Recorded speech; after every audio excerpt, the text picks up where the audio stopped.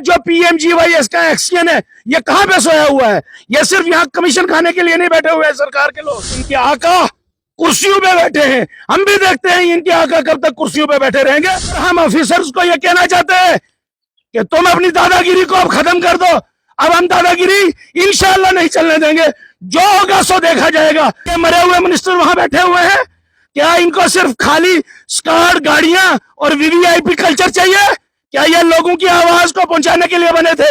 ये वहां बैठकर मजा लेने के लिए इख्तिदार के नहीं बैठे बने थे। हम खुले लफ्जों में ये कहते हैं कि नालायक सरकार है, नकम्मी सरकार है। इन्होंने दादा राज मचा रखा है, गुंडा राज मचा रखा है, लोग मर रहे हैं। चित्राल के पुल की बात 5 साल पहले की थी, कहां मरे हुए हैं वो इख्तिदार पे बैठे हुए लोग?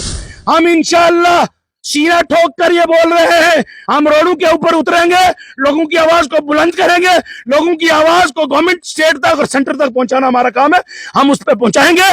मेंढर से एक वीडियो वायरल होती है जिसमें एक मौलाना चीफ मिनिस्टर उमर अब्दुल्ला से पुकार करते हैं और रोना धोना जो है लोगों का इस वक्त लगातार जारी है, क्योंकि जिस तरह से तूफानी बारिशें हैं, बरसाती नाले आ रहे हैं, जिसकी वजह से लोगों का नुकसान हो रहा है। तमाम चीजों को लेकर बातचीत करने के लिए हमारे साथ मौजूद हैं former vice chancellor doctor Shahzad Malik sahab. Sir, सबसे पहले जानना चाहूंगा, जो ये नुकसान इस वक्त हो रहा है, जिस तरह से तूफानी बारिश हो रही है, बरसाती नाले आ रहे हैं, लोगों का लगातार नुकसान हो रहा है, लेकिन सरकार अभी तक चुप है। देखिए, हमने आज के 15 दिन पहले या 20 दिन पहले का प्रेस नोट मेरा देखेंगे तो हमने उनको मानसून के आने से पहले ही अवेयर किया था कि डिस्ट्रिक्ट एडमिनिस्ट्रेशन को एक मीटिंग कॉल करनी चाहिए थी, जहां जहां पे परेशानी है उनको पहले से ही उसके लिए रेडी रहना चाहिए था।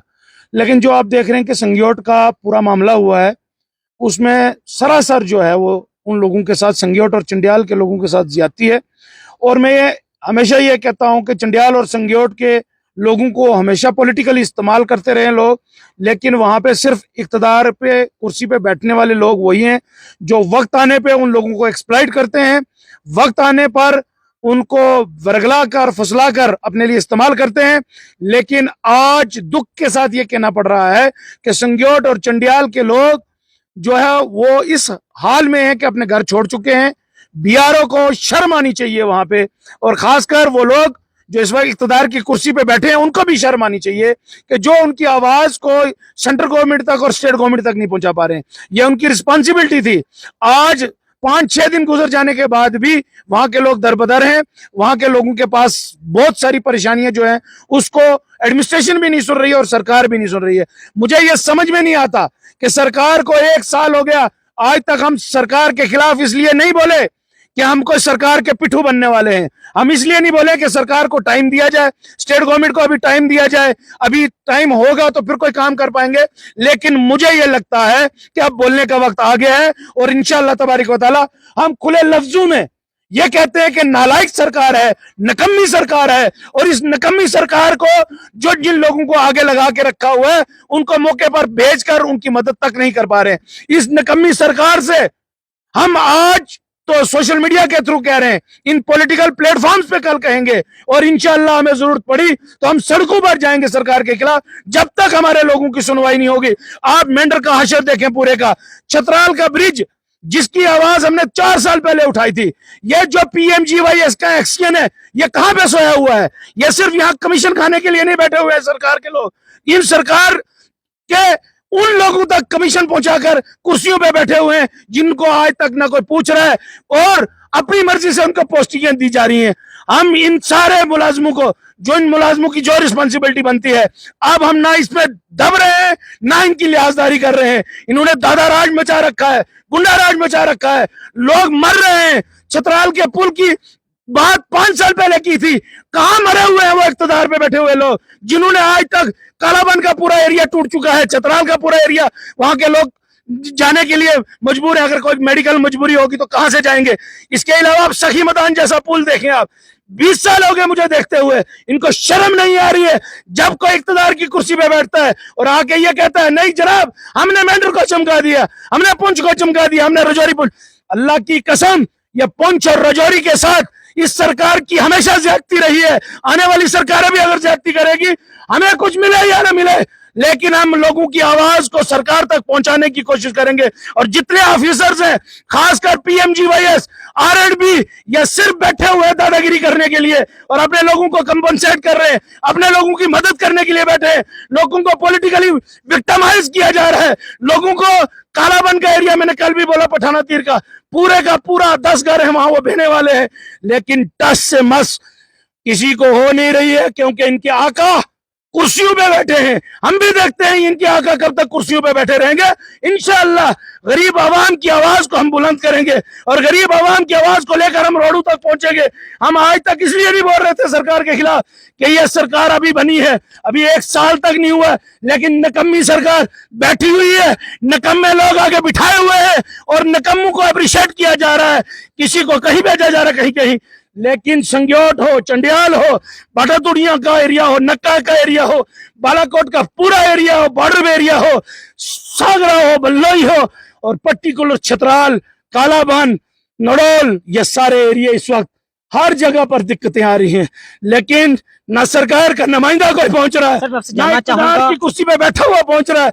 हम इनसे इल्तिजा करते हैं लास्ट बार कि आप मौके पर पहुंचे और इन्हें कंपनसेट करें। सर अब मिनिस्टर मेंढर से हैं, अब कैबिना मेंढर को मिली है, अब मेंढर के लोग क्यों पीस रहे हैं? अब मुझे ये समझ में नहीं आ रही। मैं जावेद राणा साहब को भी ये कहना चाह रहा हूं कि हमारी उम्मीदें सब लोगों की आपसे थी कि आप रिप्रेजेंट कर रहे हैं रजौरी पुंछ को, लेकिन खुदा की कसम जब अभी जो शेलिंग वाला मसला हुआ उसमें भी सरकार फेल हो गई और जो अब वाला मामला है उसमें भी सरकार फेल दिखाई दे रही है। हम इंशाअल्लाह सीना ठोक कर ये बोल रहे हैं, हम रोडों के ऊपर उतरेंगे, लोगों की आवाज को बुलंद करेंगे, लोगों की आवाज को गवर्नमेंट स्टेट तक और सेंटर तक पहुंचाना हमारा काम है। हम उस पर पहुंचाएंगे और हम ऑफिसर्स को ये कहना चाहते हैं कि तुम अपनी दादागिरी को अब खत्म कर दो। अब हम दादागिरी इंशाअल्लाह नहीं चलने देंगे, जो होगा सो देखा जाएगा, लेकिन इंशाअल्लाह हम लोगों की आवाज सरकार तक पहुंचाने की कोशिश करेंगे। सर एक आखिरी सवाल आपसे करूं, जिस तरह से बारिशें हुई, तूफानी बारिशों के बाद हमने देखा जो स्कूल की बिल्डिंग्स हैं, ऑलरेडी बहुत सी बिल्डिंग गिरी हैं, बहुत सी बिल्डिंग्स में पानी आया है, यहाँ तक एक बच्चे की डेथ हुई है। तो आखिरकार जो एजुकेशन मिनिस्टर हैं या हेल्थ मिनिस्टर हैं वो पुंछ का दौरा क्यों नहीं कर रहे? मुझे आज तक समझ में नहीं आई, एक जावेद राणा साहब को छोड़कर, वो यहाँ के रहने वाले हैं, उसके अलावा मुझे लगता है कि सिर्फ चीफ मिनिस्टर की जिस दिन मीटिंग हुई थी उसके अलावा रजौरी पुंछ के अंदर में सरकार ने सौतेला व्यवहार हमेशा किया है। किसी एक मिनिस्टर का विजिट नहीं हुआ है। क्या ये मरे हुए मिनिस्टर वहां बैठे हुए हैं? क्या इनको सिर्फ खाली स्कार्ड गाड़ियां और वीवीआईपी कल्चर चाहिए? क्या ये लोगों की आवाज को पहुंचाने के लिए बने थे? ये वहां बैठकर मजा लेने के लिए इक़्तिदार के नहीं बैठे बने थे। हम खुले लफ्जों में कहना चाह रहे हैं, रजौरी पुंछ के साथ हमेशा इन्होंने सौतेला व्यवहार किया है और मुझे समझ में नहीं आ रही कि रजौरी पुंछ वाले जो नौजवान तबका है, जो पढ़ा लिखा तबका है, पॉलिटिकल तबका, वो बोलना क्यों नहीं पसंद कर रहा। आप बिना मजहब मिल्लत और बिना पार्टीज़म को छोड़ के लोगों की आवाज बुलंद करें। लोगों की आवाज बनना पड़ेगा, नहीं तो कल क़यामत के दिन इन लोगों को आपको जवाब देना पड़ेगा। क्या सरकार फेल हो चुकी है पूरी तरह? मुझे लगता है कि 1 साल हो गया, हम सब लोग इंतजार कर रहे थे कि सरकार ग्राउंड पे कुछ करेगी। अभी तक मुझे ग्राउंड पे होता हुआ कुछ दिख नहीं रहा। जब भी डेवलपमेंट की बात करते कहते पीएमजीवाईएस की रोडे ले आए, पीएमजीवाईएस की रोडे, इनका कोई उसमें रोल नहीं है। जो इन्होंने और चीजें लाई है वो ग्राउंड में आके लोगों को बताएं।